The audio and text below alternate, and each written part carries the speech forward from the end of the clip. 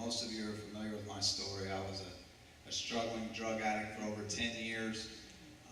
And now God saved me, set me free, redeemed me, and now anointed me to preach the gospel.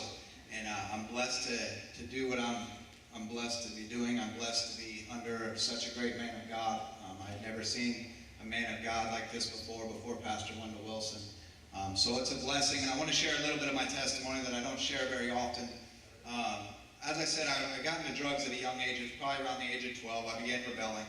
As I grew up, I only have one other brother, but as I grew up, as I was getting more and more into drugs, I began wishing my brother would get to the age of 12 so that he would do drugs with me. That was the age I started doing drugs.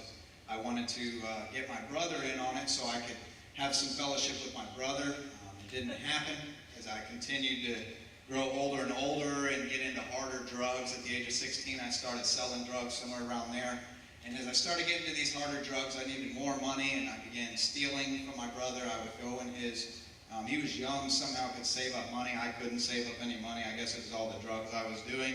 But I would go in his drawer, and I would get in like his little lunchbox and take money out of his drawer to go buy drugs. As I can still waiting for him to get to the age of doing drugs so we could have some kind of fellowship and hang out together. He's 3 years younger than me. And as I continued to get older and older, I got into Oxycontin and heroin, began shooting up, and I began stealing from my family. I even had stole many things from my brother as he was off. He went off, he had straight A's in high school. He went off to ISU in Indiana to get his master's degree, and as he's off to college, he still has stuff stored in my mom's garage, and I would go all the way back to my mom's house, and I would sell his rims out of the garage or his mini fridge one time, whatever I needed, because I'd be dope sick, and I had stolen everything I could, sold everything I had, so I resorted to even stealing his stuff.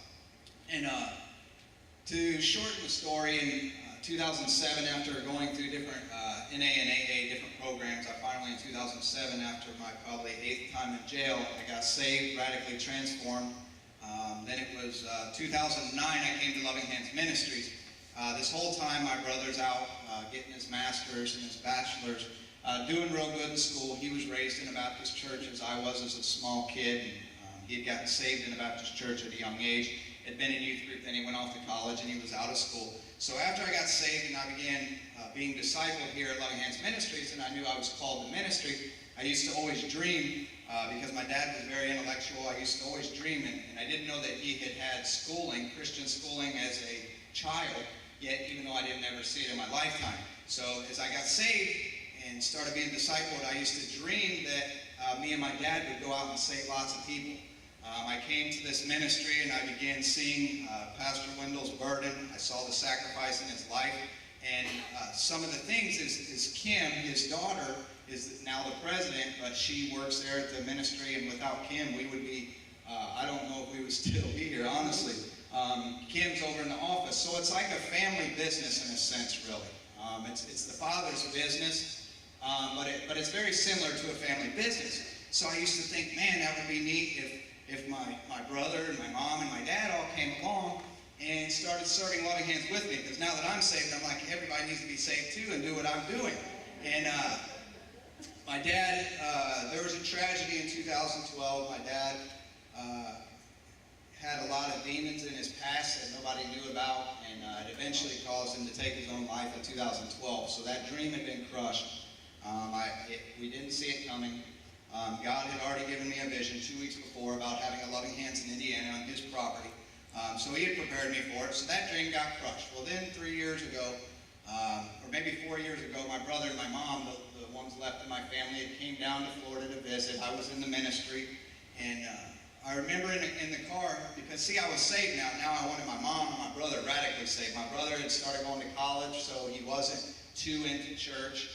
There weren't churches in the area, so I wanted them radically saved. So being the new disciple, I figured I could disciple them, and I remember sitting in the car after they had picked me up for a visit on Christmas time, probably 3 or 4 years ago, and I told them sitting in the back seat, I said, why don't you guys just come to Florida and serve God? And they looked back at me and said, some of us have to work real jobs. They didn't understand what this ministry was about. I don't blame them for that. And it even got worse because I said, well, they said we need to work, we need money, because see, I don't get paid here. They said some of us actually have to work, and then there were some choice words used right to my face, and it hurt, and right away I knew something I was doing was wrong. Whatever I was doing to try to witness to my family was wrong. And so then time goes on, and I stopped trying to preach to my family, and I just trust God, and I just keep doing what I'm called to do. And a year ago, I began talking to my brother. He had finished his schooling, he got his MBA, and he was working a job, and I knew he'd be quitting in March, because it was only a one-year job. And I said, why don't you come to Loving Hands Ministries? Why don't you come work for us? I knew we couldn't afford it because we don't charge any of the men any money. And he said, yeah, right, okay. So then come Christmas time, I said, why don't you come work, so I'll see you in May when you get done with your job. But,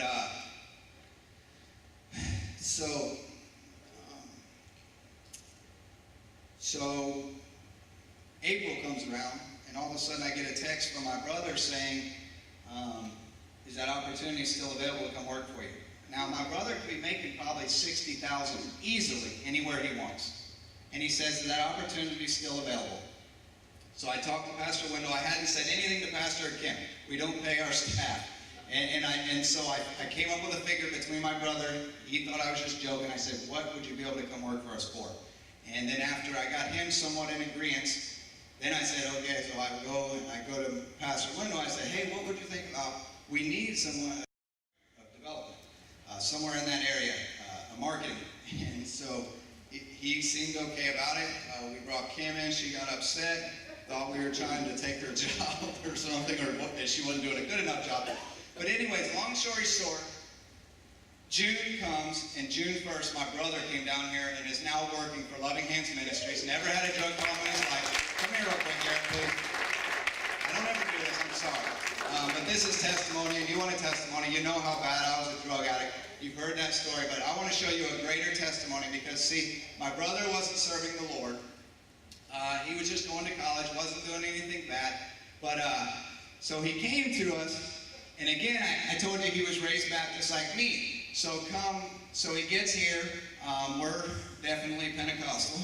I've got my credentials with the Assemblies of God, so there's things that Baptists get nervous about. So he comes here, open-hearted, knows that God has transformed my life, and just stays here. And slowly but surely, since June 1st, when he got here, we start seeing him raise his hand a little bit in church, and I'm like, wow, God's working. God's doing something. So then, he grows an instant bond to Pastor Wendell. Instantly, and I'm like, wow, this dream is coming to pass that my brother is in on this ministry with me.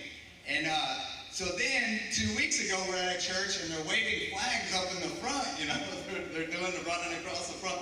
And out of all the people standing on the front row of Loving Hands, they go and they stick the flag in his hand, and my brother starts waving a flag.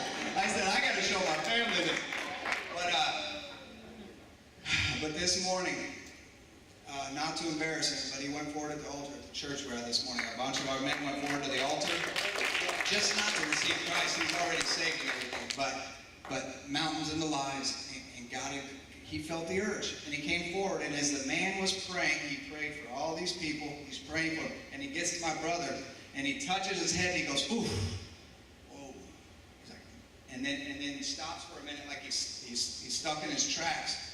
And then I see him, because I'm in the back taking pictures, and I see him start talking to my brother. All the other people he just went up and prayed for.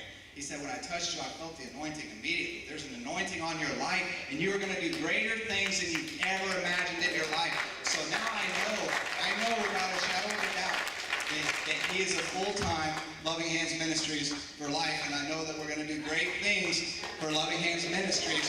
And now my brother's in on it. It's like a family business. I'm telling you, it's amazing. Because see, this young man saw me nodding out. He wanted to hang out with me like 6 years ago, and I would come back to my mom's house, and we'd be trying to watch a movie together because he wants to watch a movie with his big brother, and I'd be over there nodding out in the sofa, and I would wake up and say, hey, you got to restart it because I missed the beginning. 4 times in one movie, I nodded out and said, you're going to have to restart it. This man watched me destroy my life, and now God has redeemed me, gave me the privilege to preach his gospel, and gave me the privilege of discipling these men, and now my brother's right there alongside of me. That is a miracle-working God. And it's amazing to see what he'll do if you surrender your life. All because I surrendered my life. Thank you, Eric. And now he's working for us as a director of development.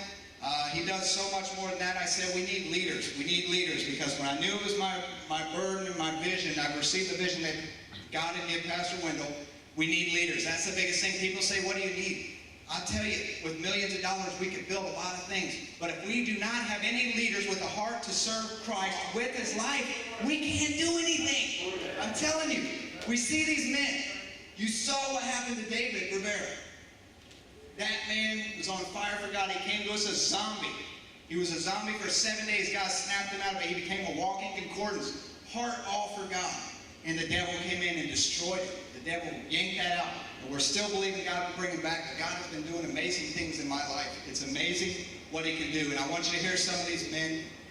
It's such a blessing to see these men come to us broken and crushed. And to know that I had a part of it. Wait till you hear some of these men preach. Share their testimony. But there is anointing on these men. There's anointing. And to be able to look back and see when they came here as just hopeless drug addicts like I was. Not wanting more of God, just wanting off drugs. That's all I wanted. I didn't want more of God. And it's amazing to see. You're going to hear some amazing testimony.